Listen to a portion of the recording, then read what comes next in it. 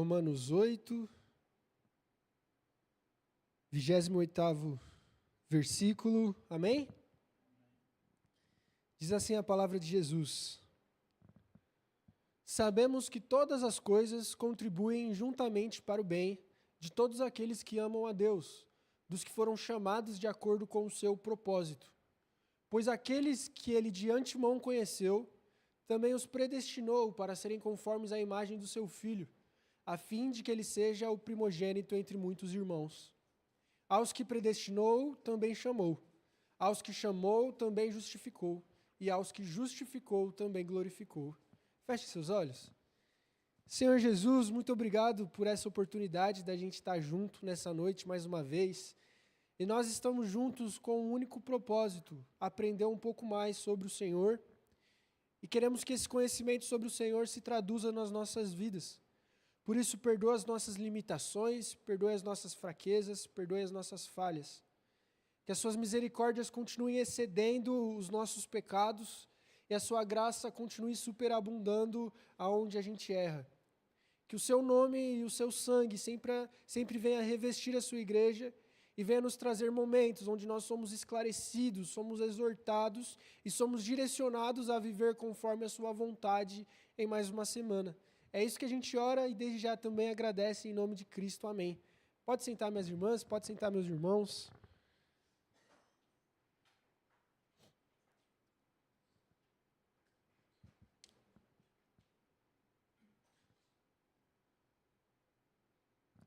Mais uma vez que a paz do Senhor Jesus esteja com todos vocês. Se eu estiver falando um pouco mais baixo, eu peço desculpa, porque minha voz ainda não está muito boa. Estou na semana do xarope, mas graças a Deus já está melhorando. Então, hoje vai falhar um pouquinho, mas eu peço a sua paciência e a sua compreensão para que a gente possa, em mais uma noite, estudar esse texto junto e ver aquilo que Deus quer falar com todos nós.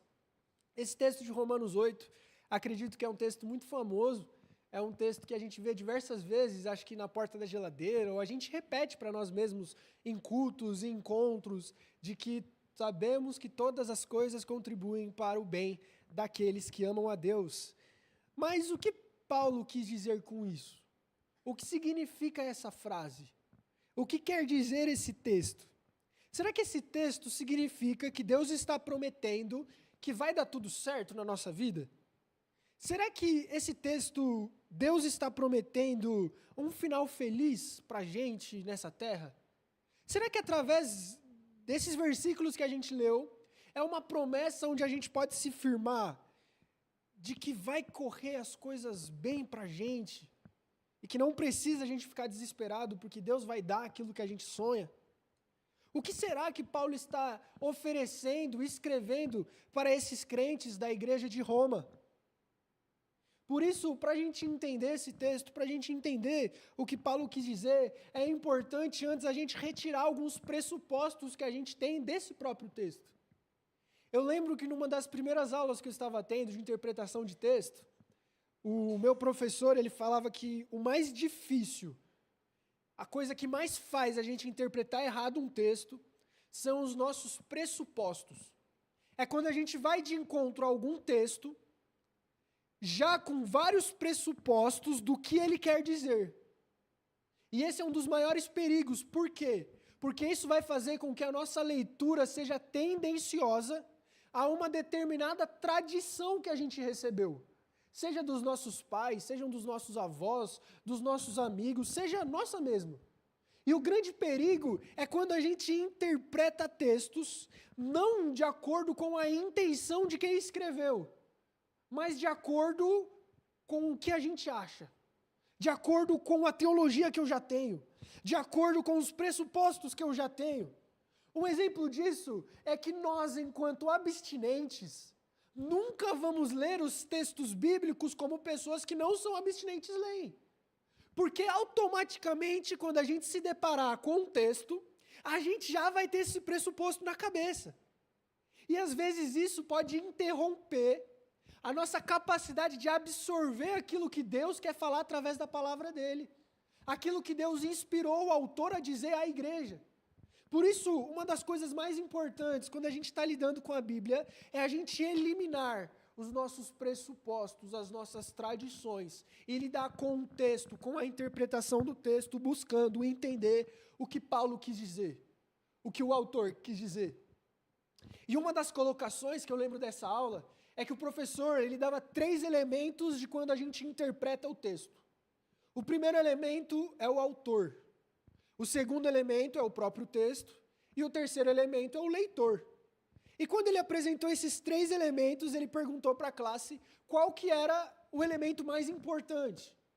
E eu lembro que no momento a gente falou que era o texto. Não, porque amamos o texto. O texto é a coisa mais importante. Só que o professor falou que isso é extremamente perigoso. Porque você considerar um texto sem o seu autor é uma chance quase que 100% de probabilidade de você interpretar errado. E aí ele deu um exemplo muito comum, muito fácil de entender, que é, por exemplo, você chega na sua casa e não tem ninguém, somente um bilhete, dizendo que a manga estava em cima da pia. Só que nessa semana você pediu para sua mãe costurar a manga da sua camisa. Mas também nessa semana ela foi à feira e comprou mangas. Só que ela mandou uma mensagem de WhatsApp para você com uma foto da pia, mostrando o que é que tem lá. Se você não vê a foto da pia, e estiver somente o bilhete, não tem como você saber se aquilo que está na pia é a fruta ou uma peça de roupa. Porque existe essa ambiguidade. A única maneira de descobrir o que está na pia é se eu abrir aquela foto. É se eu entender a intenção da mãe. Por isso, todos os momentos que nós examinamos um texto e a gente retira a intenção do autor, às vezes a gente também pode retirar o significado desse texto. Por isso, num desses textos que são tão famosos, se torna ainda mais perigoso. Porque quanto mais famoso um texto, mais o significado dele fica popular. E às vezes a gente repete, sem examinar o que ele poderia significar. Por exemplo, diversos textos, como a gente já viu em outras pregações, o Senhor é meu pastor e nada me faltará. E às vezes a leitura fica tão direcionada à ideia de que eu não vou ter falta de nada, de que Deus vai me dar tudo. Quando a gente já estudou esse texto junto, que muito provavelmente esse texto faz parte de um texto que aponta para Jesus.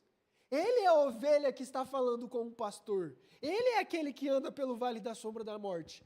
Mas às vezes leituras dirigidas por tradições podem ofuscar a nossa lente de como a gente entende a palavra de Deus.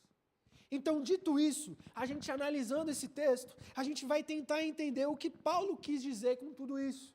E uma das principais ferramentas para a gente entender o que um texto quer dizer, para entender o que o autor quis dizer com o texto, é olhar o contexto, é olhar os versículos anteriores, é olhar o livro inteiro, é olhar o que a Bíblia está querendo dizer, porque assim a nossa leitura fica cada vez menos capaz de cometer falhas e de cometer erros. Por exemplo, o primeiro erro que esse texto pode nos dar é a ideia de que tudo na sua e na minha vida vai dar certo. A gente lê, e eu já vi diversas vezes esses versículos por aí na cidade de São Paulo, como se fosse a ideia de que tudo na minha vida vai dar certo. E se está dando errado é momentâneo, mas as coisas vão dar certo. As coisas vão melhorar, as coisas vão ser boas, vai ter um final feliz na minha vida. E esse é o primeiro erro que a gente tem no texto. Porque quando nós analisamos o contexto mais próximo aqui de Romanos 8, se a gente for no versículo 18, por exemplo, a gente vai ver que todas as coisas está dizendo muito mais de coisas ruins do que de coisas boas. Por exemplo, no versículo 18, Paulo fala em Romanos 8, que ele considera que os sofrimentos do tempo presente não podem ser comparados com a glória futura. Ou seja, quando Paulo quer dizer que todas as coisas contribuem para o bem, que coisas são essas que estão contribuindo para o bem? Será que são só as coisas boas? Será que são os meus sonhos? Será que são os meus desejos? Será que são as minhas vontades? Quais são as coisas que contribuem para o bem? Quais são as coisas que contribuem para mim? Quais são as coisas que estão contribuindo? Paulo, ele vem mostrar que essas coisas que estão contribuindo não são os nossos sonhos, não são os nossos desejos, mas é, em grande proporção, os nossos sofrimentos. Isso não é novidade na carta aos Romanos. Romanos capítulo 5, Paulo vai começar a trabalhar que são os sofrimentos e as tribulações que faz a gente ter um caráter aprovado. Por isso, quando Paulo está falando que todas as coisas, todos os sofrimentos estão fazendo a gente ficar mais parecido com Jesus, ele não está querendo inventar a roda, mas ele está querendo reafirmar que não existe caminho de maturidade sem sofrimento. Não existe caminho de se parecer mais com Jesus, onde a estrada vai ser fácil. Por isso, em primeiro lugar, todas as coisas que o texto está querendo dizer não se refere às nossas coisas, mas se refere principalmente às coisas que Deus tem colocado na nossa jornada para amadurecer o nosso caráter. E isso inclui qualquer coisa. Sejam os sofrimentos, sejam as dificuldades, sejam inclusive os nossos erros, Deus está usando para forjar o nosso caráter. Mas se o problema às vezes reside nesse todas as coisas que interpretamos mal, também interpretamos mal o bem. Que bem é esse que está sendo contribuído? Que bem é esse que vai me gerar essas coisas que Deus está fazendo? Por isso, esse bem não é sobre o bem que eu quero. Não é sobre a minha vontade, mas é o bem que Deus quer. É o bem que Deus está fazendo. O grande propósito do texto, a grande ideia do texto não é sobre o que nós estamos fazendo no mundo, mas é sobre o que Deus está fazendo no mundo. E Paulo, para falar sobre o que Deus está fazendo no mundo, ele fala que todas as coisas que a gente enfrenta na nossa vida, sejam dificuldades e tribulações, Deus está usando para cumprir o propósito dele. Deus está usando nessa nossa linha do tempo de jornada da salvação. E os próximos versículos contribuem para isso, porque ele vai começar a falar que quem Deus de antemão conheceu, ele não só conheceu, mas ele também predestinou. Mas não só predestinou, também chamou, não só chamou, mas também glorificou. E isso é muito legal, porque Paulo ele une todos esses verbos gregos em torno dessa mesma oração, dessa mesma frase, para mostrar que isso se refere a alguns degraus da fé, aonde o principal agente é Deus e não nós mesmos. Está mostrando que nessa jornada da nossa vida, nessa jornada da salvação, a iniciativa de quem transforma o nosso coração não é nossa, mas é de Deus. Ele é quem chama, Ele é quem elege, Ele é quem justifica e Ele é quem glorifica. É Ele que faz tudo contribuir para o bem, é Ele que guarda a nossa vida. Por isso, o que Deus está querendo dizer em Romanos 8, 28 ao 30, não é simplesmente um bem emocional, um bem genérico, um bem material. Não é simplesmente que vai dar tudo certo, que os seus sonhos vão ser realizados e que você vai ter um final feliz. Mas o que ele quer dizer em Romanos 8, do 28 ao 30, é que esse propósito de Deus, de trazer salvação para as nossas vidas, vai ser cumprido, porque quem começou foi Deus. E como o próprio Paulo fala em Filipenses, quem começou a boa obra, vai terminá-la até a volta de Cristo Jesus. Por isso, Deus ele não está prometendo em Romanos 8, 28 que tudo vai ser fácil, que tudo vai ser bom, mas Ele está prometendo que tudo vai ser útil, que tudo vai amadurecer você e eu, que mesmo a dor, o fracasso, a perda e o pecado podem ser instrumentos nas mãos de Deus para formar quem você é e quem você vai ser. Por isso a gente viu que em Romanos 8, 28, o principal agente do texto, o principal personagem do texto, não somos nós, mas é o Deus que está fazendo as coisas. É o Deus que está trabalhando para que cada circunstância que você está vivendo, que vai viver, venha formar o seu caráter até a volta dele. Em segundo lugar, a gente vê que o sofrimento não escapa da soberania de Deus, mas que o sofrimento é submisso, é servo de um Deus que é soberano. Antes de dizer, como a gente viu, que todas as coisas cooperam para o bem, Paulo passou 9 versículos falando sobre sofrimento, gemido e fraqueza. A criação geme, nós gememos e até o Espírito geme. Ele está querendo mostrar que o sofrimento é real na nossa jornada. que a ideia de um cristianismo fácil, tranquilo, não existe. Que a ideia de que aonde nós estivermos, nós sempre iremos passar por dificuldades. E que não existe essa idealização das coisas sempre serem boas, porque a verdade é que nós estamos num mundo caído de pecado. Nós estamos num mundo onde as pessoas vão nos frustrar. Só que não são só as pessoas que vão nos frustrar. Nós também frustraremos as pessoas. E nós estamos nesse grande círculo de um mundo caído, aonde nós decepcionamos e somos decepcionados constantemente. Nós estamos nesse mundo caído, aonde estamos submetidos a toda sorte de sofrimento, seja doença, seja um desastre natural, seja um problema mental, psicológico, psicossomático, seja o que for. A grande verdade é que o nosso corpo está suscetível a todo tipo de problema. E não só estamos suscetíveis a todos os tipos de sofrimentos nessa vida, mas como a maioria deles, Deus vai deixar a gente passar. Porque a ideia de que a gente pode sofrer qualquer coisa na vida, eu acho que todo mundo concorda. Só que a diferença é que existem muitas pregações e ideias de que Deus não vai fazer você passar por todos os sofrimentos da vida. De que Deus vai poupar você dos sofrimentos, Deus vai poupar você dos gemidos, Deus vai poupar você das fraquezas, mas isso não é verdade. O próprio texto de Romanos 8, logo no versículo 32, vai falar que Deus ele não poupou nem o seu próprio filho. É um Deus que não poupou nem o seu próprio filho para cumprir o seu propósito, ou seja, existe um Deus soberano na história. E para que o propósito dele seja cumprido, ele vai fazer o que ele quiser diante das nossas vidas. Mesmo que nós não entendamos, e mesmo que isso signifique sofrimento para nós. Paulo não nos convida a fugir do sofrimento ou a buscar um Deus que vai nos blindar dele. Mas Paulo nos convida a no sofrimento ver Deus agindo. A nos problemas ver Deus atuando. Porque eu confesso que eu tenho uma facilidade absurda de ver Deus atuando, quando nós estamos em momento de culto, em momento de oração, e existe emoção, louvor e pregação da palavra. É muito nítido Deus agindo nesses momentos. Quando há choro, há dons, há línguas, há seja o que for, a gente vê visivelmente o poder de Deus e Deus agindo no nosso meio.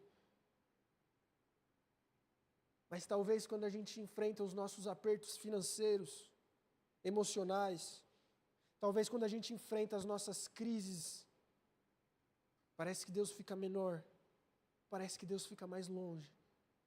Porque nós temos essa tendência no coração de ver Deus agindo nas coisas boas, de ver Deus agindo nas coisas que a nós parece certo, de ver Deus agindo nas coisas que a nós parece lógico. Só que o que Paulo está querendo dizer em Romanos é que existe um Deus que é maior do que a nossa lógica. Existe um Deus que é maior do que as nossas vontades.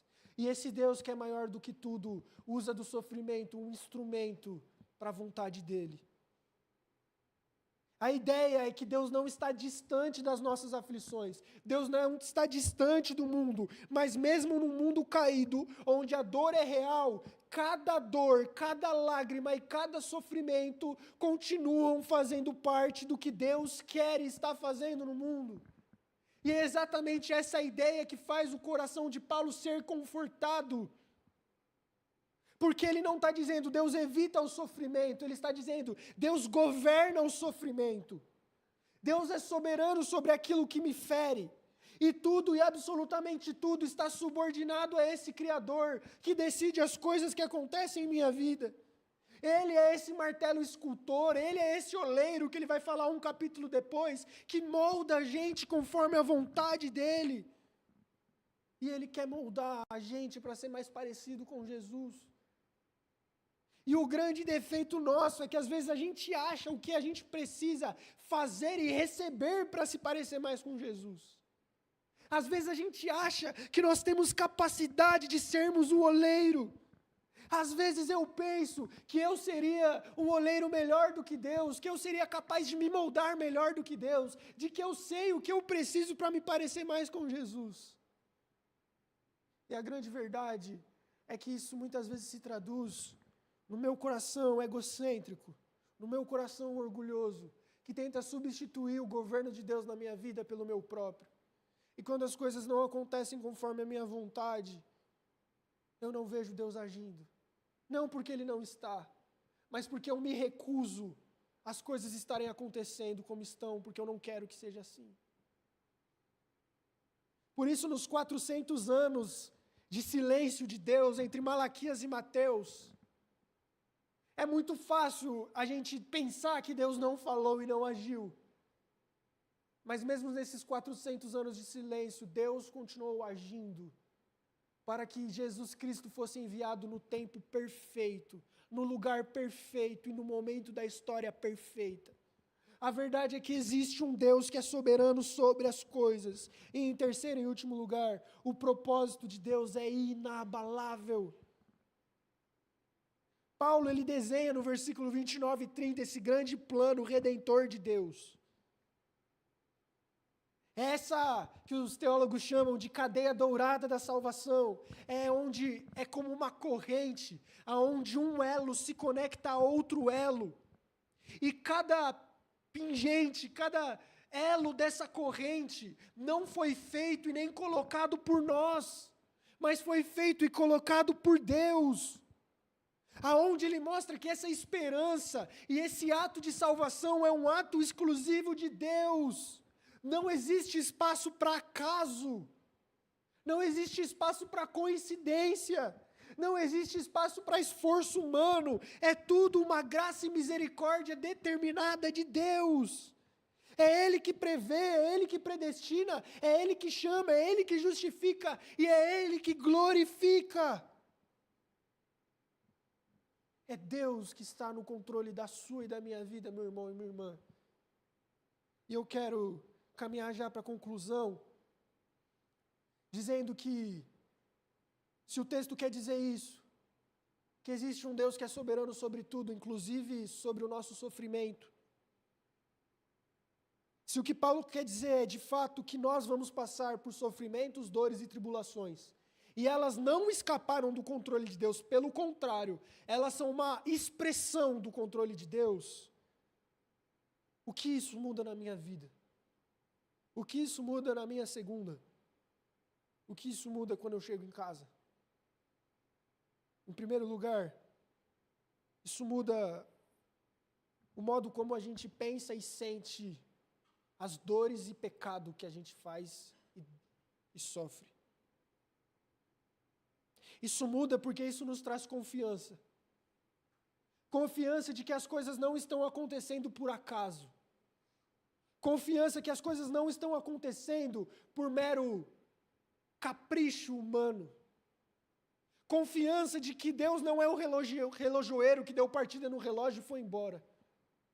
Confiança de que, mesmo as nossas falhas, não tiram Deus do controle.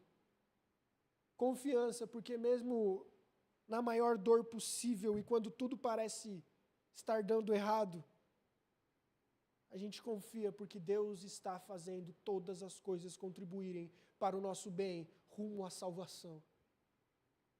Por isso, seja qual for a dor, a luta, o sofrimento que você está passando hoje, e que você vai passar amanhã, pode ser um novo ou pode ser um antigo, confie. Esse sofrimento não fez Deus menos soberano. Esse sofrimento não fez Deus estar mais longe de você. Esse sofrimento não é porque Deus não está gostando de alguma coisa. Mas, na verdade, esse sofrimento é uma prova do amor de Deus, que usa todas as coisas para amadurecer o nosso caráter. E se, em primeiro lugar, isso nos gera confiança a Deus, em segundo lugar, isso nos gera descanso. Porque a segurança da nossa vida e da nossa salvação não está na gente, mas está no propósito de Deus. Quando nós estivermos passando pelas tempestades e pelas lutas, descanse em Deus. Às vezes, quando o vento aperta, a gente age como se Deus não estivesse sabendo das coisas que a gente está enfrentando. E aí uma coisa que eu faço, às vezes, é até engraçado, é sair correndo para contar para Deus aquilo que Ele já sabe. E o problema não é esse, o problema é eu acreditar que o que está acontecendo não faz parte do plano de Deus. O que está acontecendo não faz parte do que Deus quer para mim. Não é possível que faça. Eu estou sofrendo, eu estou me sentindo mal, eu estou errando ou erraram comigo. Deus não pode estar nesse negócio. Se me fere, se me machuca, se me faz mal, se eu não me sinto bem, Deus não está nessa parada. E a gente se acostumou a pensar assim, eu me acostumei a pensar assim, de que Deus só está na parada se eu estiver me sentindo bem, de que Deus só está no negócio se está acontecendo as coisas boas, Deus só está no negócio se as coisas estão acontecendo certo. Mas na verdade, Romanos 8:28 vem mostrar o oposto, que Deus está na parada sempre e em todas as circunstâncias. Por isso nós estamos sendo chamados a descansar em Deus, de que mesmo que você enfrente a dor, o luto, a perda, o pior dos pecados, mesmo que você seja exposto, mesmo que você se entristeça, mesmo que você perca a vontade, Deus continua no controle. Mesmo que tudo fique um caos, mesmo que você possa enfrentar doença, desemprego, traição, descaso, Deus continua no controle da sua vida. E mais do que isso, as coisas que aconteceram com você e as coisas que acontecem comigo, elas não aconteceram simplesmente por causa das minhas atitudes e das atitudes dos outros. Elas não aconteceram simplesmente pelo acaso, mas elas aconteceram porque Deus quis que elas acontecessem. E o jeito que aconteceu foi exatamente o jeito que Deus quis. Isso não significa que Deus concorda, mas significa que até as coisas difíceis e ruins, Deus vai usar para moldar a sua vida, o seu caráter, para você ser uma pessoa mais parecida com Jesus. Mesmo os erros dos outros, e mesmo os seus erros, mesmo os seus pecados serão utilizados por Deus para aperfeiçoar você. E eu quero concluir que tudo isso só faz a gente adorar a Deus. Porque diante de um Deus assim, soberano, sábio e amoroso, a nossa palavra é: Senhor, Tu sabe o que faz. Senhor, o Senhor sabe o que está acontecendo na minha vida, sabe por que o Senhor está me permitindo passar isso. E não só sabe, mas como eu sei que o Senhor está querendo que eu seja transformado com isso. Por isso, antes de eu orar para Deus me livrar dos problemas, talvez a nossa oração seja para Deus nos mostrar o que Ele quer através dos problemas que Ele tem nos dado. Não é por acaso que Paulo termina Romanos 8 adorando, mesmo diante dessa situação tão complexa, dizendo no versículo 31 até o último, que se Deus é por nós, quem será contra nós? Um Deus que usa até o sofrimento para amadurecer o nosso caráter, quem será contra você? Se existe um Deus que está usando todas as coisas para que você seja salvo, quem é contra ti? Por isso nós não podemos culpar nem a nós mesmos e nem aos outros, porque tem um Deus guardando o nosso coração, e isso nos faz adorá-lo, porque não existe nada que nos separa desse amor de Deus. E não sou eu que dei essa conclusão, mas foi Paulo que disse que esse amor nada nos separará, nem a morte, nem a vida, nem anjos, nem altura e nem profundidade nos separa do amor de Cristo, nem nudez, nem perseguição e nem espada. Por isso, Deus não está prometendo um final feliz para a sua vida. Eu acho que ontem, com a pregação do Everton, a gente viu que existem muitas pessoas que não estão tendo finais felizes da perspectiva humana nesse exato momento, em lugares que são perseguidos. Mas mais do que um final felizinho para a gente, o que Deus realmente quer é que a nossa vida culmine em Cristo e que a gente se torne parecido com Cristo. Mesmo que para isso Deus tenha que arrancar nossas cabeças e nos dar os piores dos sofrimentos. O Pai nos predestinou a sermos a imagem do Seu Filho. E nesse processo onde a gente vai ser feito à imagem de Cristo, vai acontecer todo tipo de coisa na sua vida, mas não se desespere, não se entristeça, não se atemorize. Deus continua no controle. Fica de pé em nome do Senhor Jesus. Isso mostra que no final a nossa vida não está no nosso controle nem no controle dos outros, mas está no controle de Deus. Mostra que o grande projeto e propósito de Deus não é simplesmente nos fazer bem e fazer com que a gente se sinta bem, mas mais do que isso, é nos moldar ao caráter de Cristo. Romanos 8 é mais do que uma promessa de bens, é uma certeza de descanso, esperança e consolo, independente das crises. Tudo coopera, tudo converge, tudo culmina em Cristo ser formado na gente.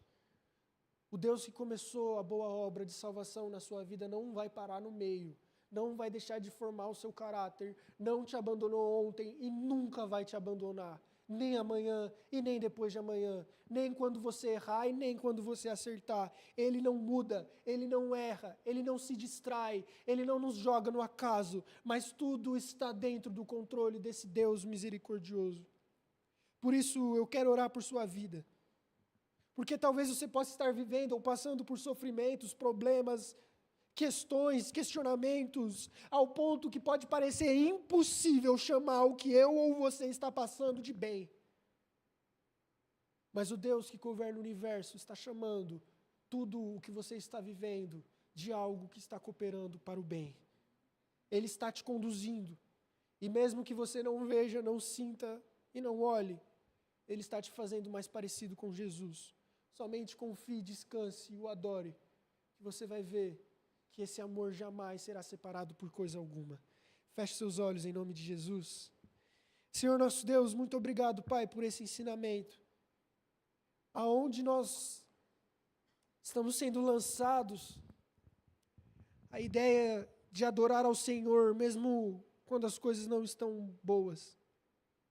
Estamos sendo convidados por Ti e exortados pelo Senhor a confiarmos, descansarmos e adorarmos, mesmo nos sofrimentos mais intensos. Estamos sendo direcionados por Ti a vermos o Senhor em todos os detalhes e circunstâncias da nossa vida que passamos. Porque esse texto nos dá a certeza de que em tudo, em todas as coisas, o Senhor está nos moldando. Em tudo que acontece e em tudo que deixa de acontecer está a sua mão soberana e gloriosa, aonde o seu amor nos molda conforme a sua vontade. Por isso, Pai, não deixe que a gente se desespere nas situações da vida. Não deixe que a gente se revolte com as situações da vida. Não deixe que a gente se entristeça. Não deixe que a gente se preocupe. Mas que lançando as nossas ansiedades, os nossos medos, os nossos desejos, sonhos, preocupações e sofrimentos no Senhor, a gente alcance a paz que excede todo o entendimento e guardará o nosso coração em Jesus Cristo. Que esse plano de salvação seja manifestado na nossa mente, a ponto de que a gente consiga ver Deus em tudo, sentir Deus em tudo, inclusive nos momentos ruins. Que o Senhor seja formado na gente. Não deixe que a gente passe essa vida de uma maneira tão medíocre, vendo o Senhor somente nas coisas boas e nas coisas que acontecem conforme a nossa vontade. Mas que a gente aprenda a enxergar um Deus muito maior, muito mais soberano, muito mais misericordioso, que usa todas as coisas, inclusive nossas falhas, para que o seu nome seja glorificado e Cristo seja formado na gente.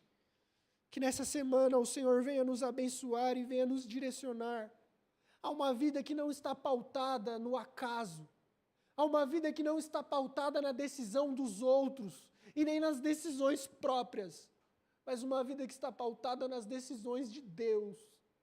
E essas decisões de Deus, sejam os piores dos sofrimentos, a gente enfrentará com alegria, com consolo, com esperança e adoração, porque Tu, somente Tu, está no controle e estará até a sua volta. É isso que nós oramos em nome de Cristo. Amém.